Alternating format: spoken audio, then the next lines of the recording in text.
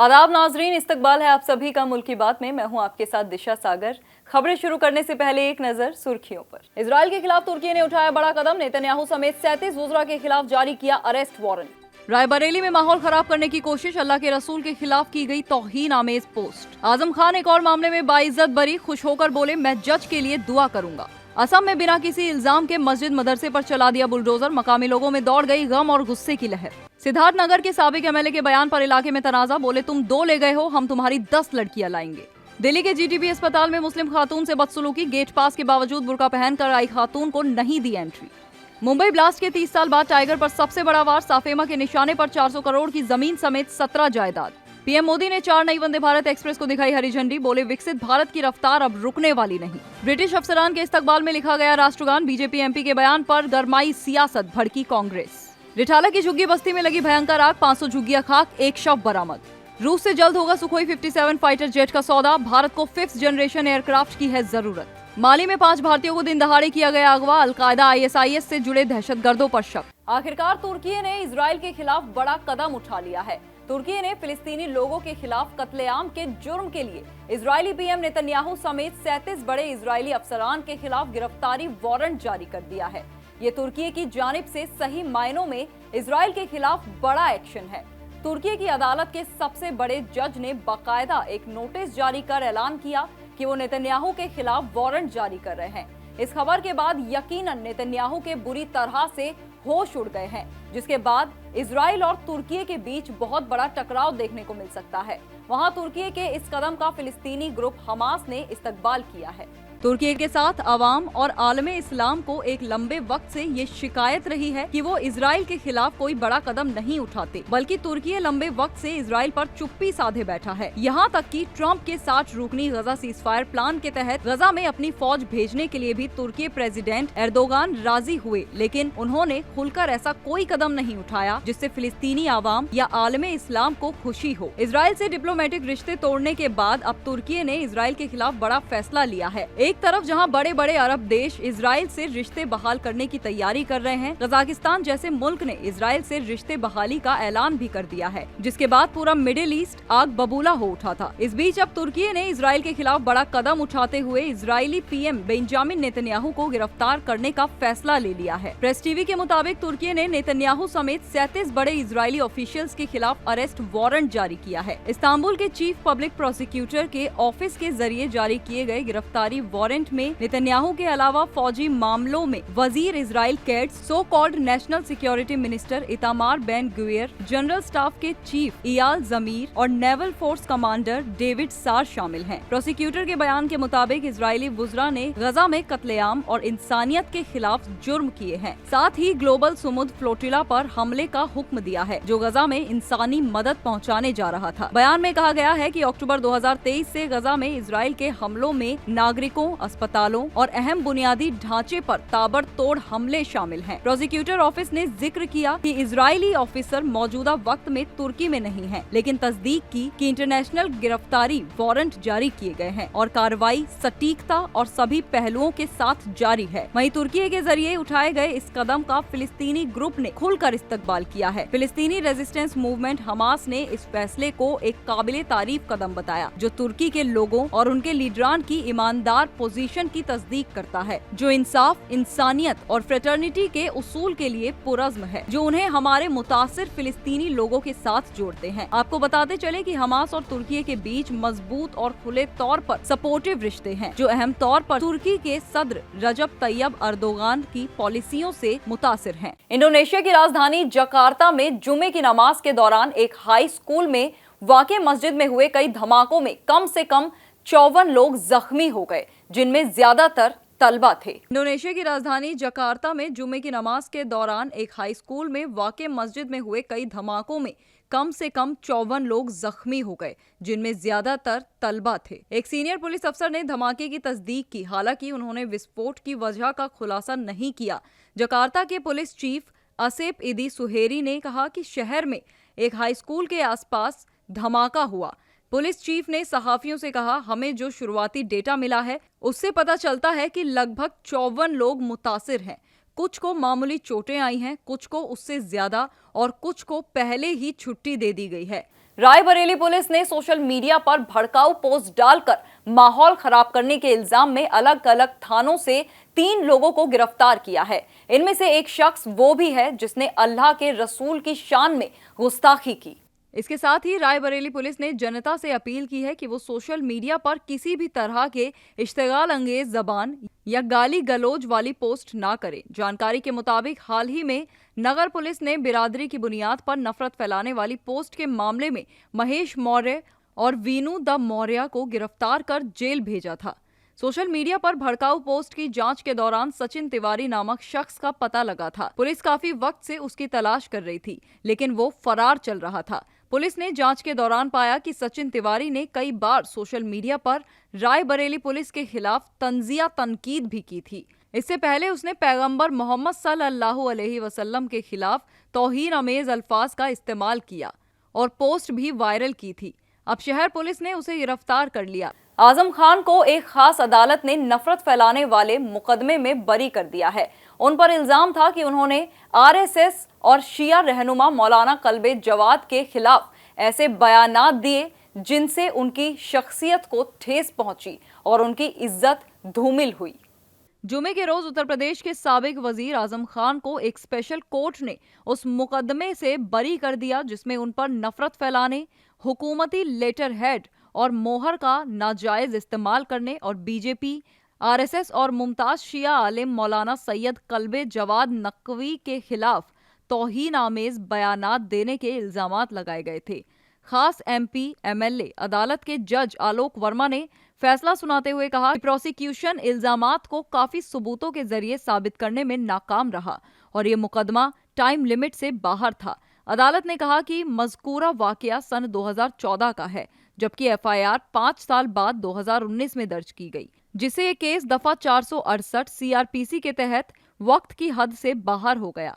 अदालत ने बचाव फरीक की इस दलील को भी मान लिया कि शिकायत मौलाना कल्बे जवाद की जानिब से नहीं बल्कि अल्लामा आमिर नकवी ने उनकी तरफ से दर्ज कराई थी। असम के गुवाहाटी के मतगरिया गीता मंदिर इलाके में आजान पीर नाम की एक मस्जिद और उससे लगा हुआ एक मदरसा जुमे के दिन म्युनिसिपल कॉर्पोरेशन ने बुलडोजर चलाकर गिरा दिया।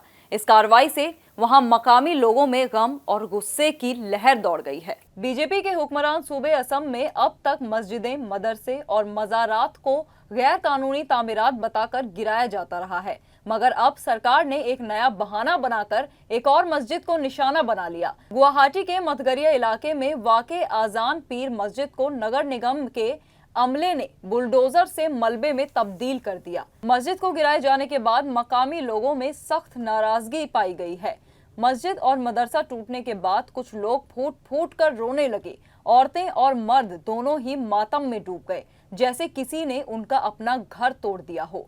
ये मस्जिद उस इलाके की इकलौती मस्जिद थी जहां मोहल्ले के लोग जमात से नमाज अदा करते थे और इसी मस्जिद से लगे मदरसे में उनके बच्चे दीनी तालीम हासिल करते थे। अब उन्हें ये फिक्र सताने लगी है कि वो नमाज कहाँ पढ़ेंगे और उनके बच्चों की तालीम कैसे जारी रहेगी।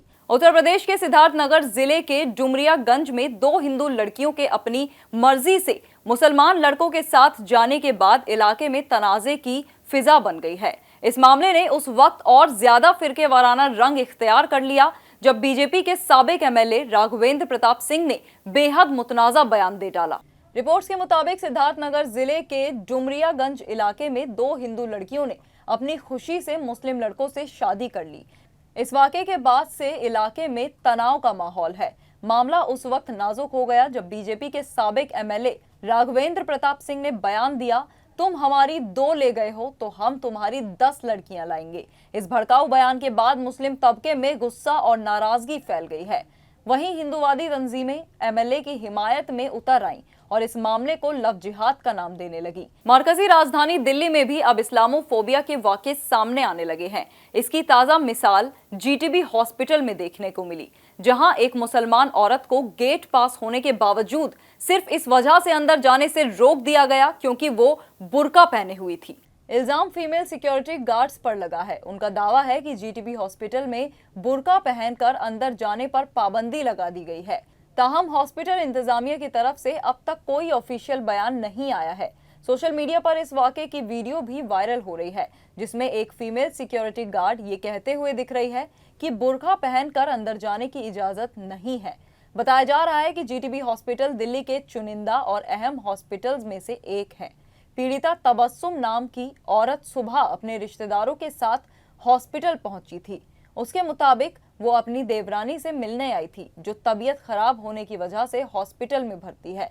तबस्सुम ने बताया कि उसने बाकायदा गेट पास लिया था, लेकिन जैसे ही वो सिक्योरिटी टीम को पास दिखाकर अंदर जाने लगी तो उन्होंने बुर्का देखकर उसे रोक लिया। इल्जाम है कि सिक्योरिटी टीम ने सिर्फ तबस्सुम को बुर्के की वजह से रोका, जबकि दूसरे लोगों को बिना किसी रुकावट के अंदर जाने दिया गया। मौके पर मौजूद चश्मदीदों ने बताया कि बुर्का पहनी औरत को भगाने के बाद मेल और फीमेल गार्ड्स ने मजहबी बुनियाद पर आपत्तिजनक और भद्दी टिप्पणियां की, जो उनकी सांप्रदायिक सोच और नफरत भरे रवैये को दिखाता है। तबस्सुम ने कहा, जब मैंने बताया कि बुर्के को लेकर कोई नियम नहीं है तो उन्होंने मुझे धमकाना शुरू कर दिया। 2 फीमेल गार्ड जबरन मेरा बुर्का उतरवाने की कोशिश करने लगी। उसने आगे कहा, जब मैंने पूछा कि ये नियम कब बनाया गया तो उन्होंने मेरे साथ बदसलूकी की और मुझे हॉस्पिटल से भगा दिया। जीटीबी हॉस्पिटल के प्रबंधन से संपर्क की कोशिश की गई, लेकिन कोई जवाब नहीं मिला।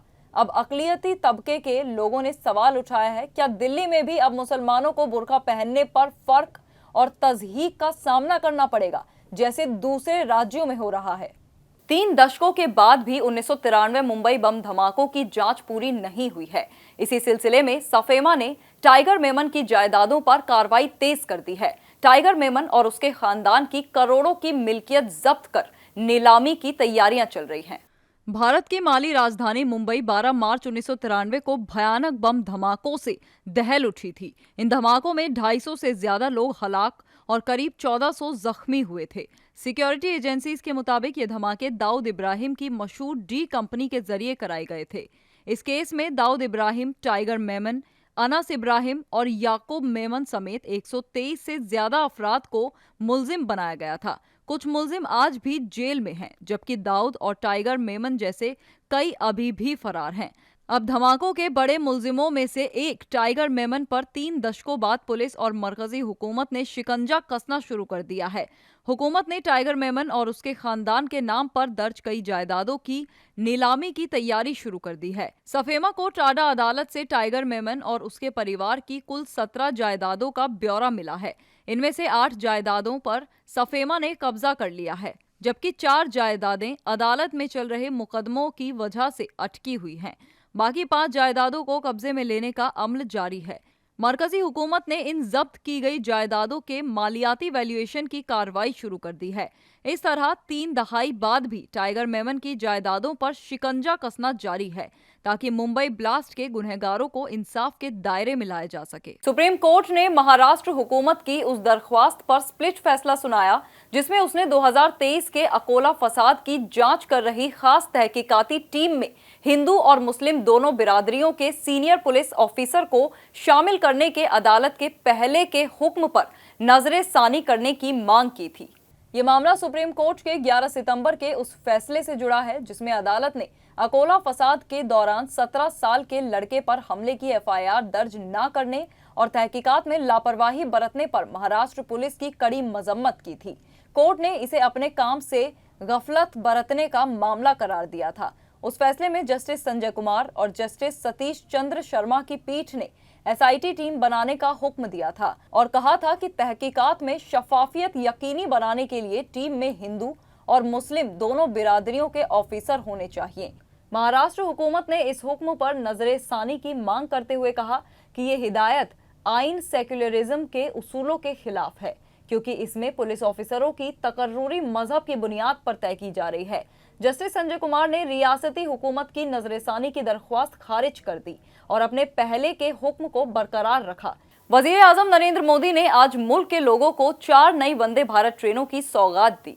ये ट्रेनें बनारस, खजुराहो, लखनऊ, सहारनपुर, फिरोजपुर, दिल्ली और एर्नाकुलम बेंगलुरु रूट पर चलेंगी। पीएम मोदी ने खुद इन ट्रेनों को हरी झंडी दिखाकर रवाना किया। जब वजीर आजम मोदी बनारस रेलवे स्टेशन पहुंचे तो बीजेपी कारकुनान और आम आवाम ने उनका शानदार इस्तकबाल किया। पूरा स्टेशन इलाका हर हर महादेव के नारों से गूंज उठा।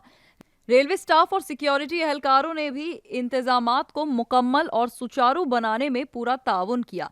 पीएम मोदी ने अपने खिताब में कहा, दुनिया भर के तरक्कियाती देशों में माशी तरक्की की बुनियाद मजबूत इंफ्रास्ट्रक्चर पर टिकी है।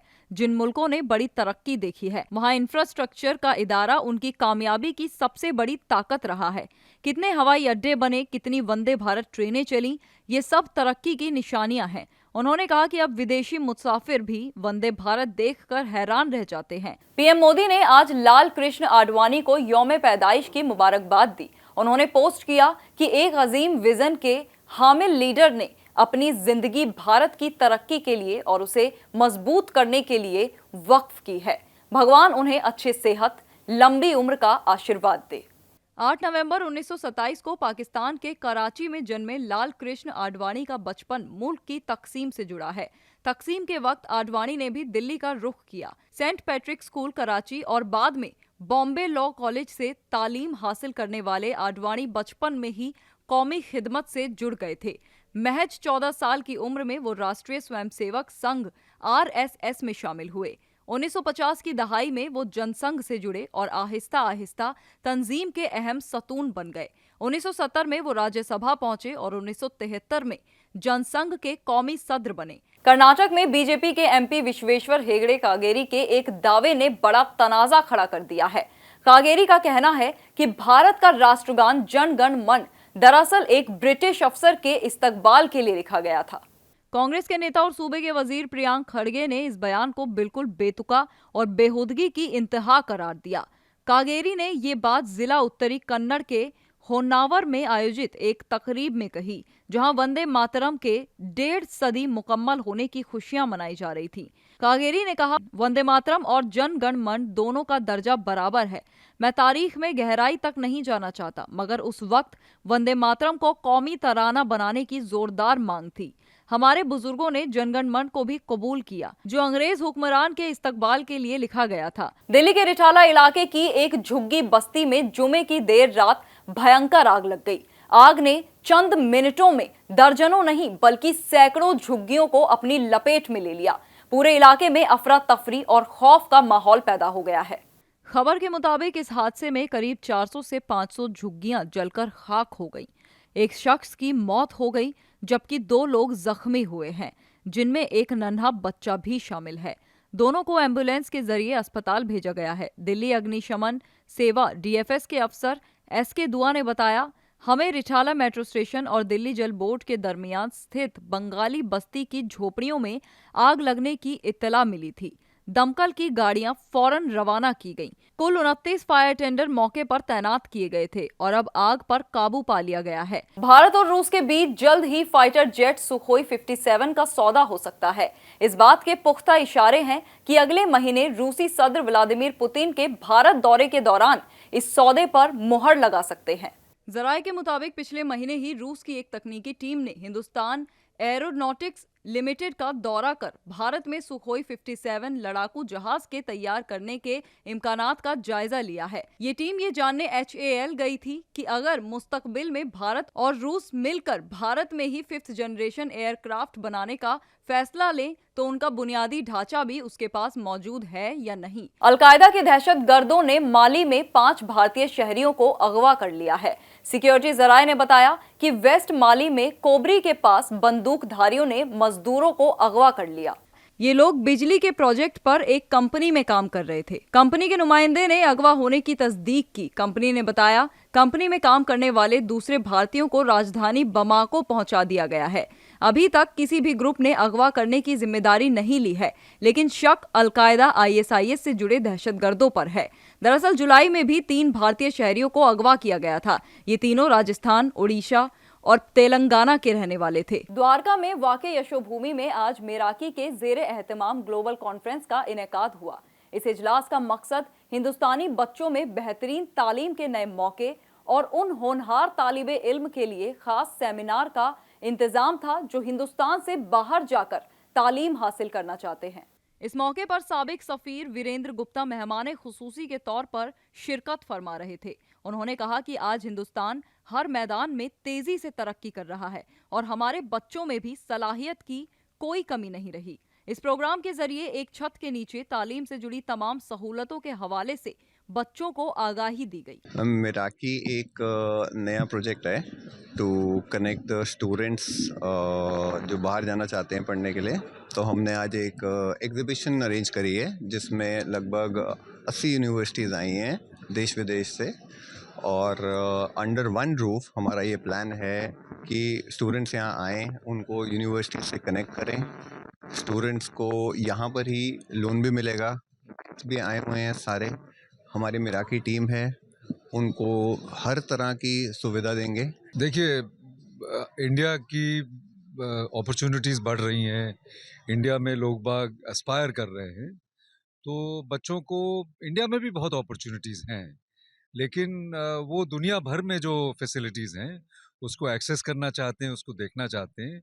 तो ये एक एस्पिरेशनल चीज़ है, और इसमें अगर मेराकी मदद करने के लिए जुटा है तो मैं समझता हूँ कि बहुत अच्छी चीज़ है। मेराकी का उद्देश्य यही था कि हम भारतीय बच्चों को उत्तम शिक्षा के लिए एक नया प्लेटफॉर्म इस्टेब्लिश कर सकें, और इस प्लेटफॉर्म को मद्देनज़र रखते हुए हमने इस तरीके की नीति अपनाई है, इस तरीके के उसमें प्रिंसिपल्स जोड़े हैं, ऑब्जेक्टिव्स जोड़े हैं, जिससे हमारे भारतीय बच्चे विदेशों में जो इच्छा रखते हैं अपने पढ़ने की, सुचारू रूप से अपने शिक्षा को पूरा कर सके और उनको वो माध्यम मिल सके जिससे कि वो कोई भी असहूलियत ना प्राप्त कर सके।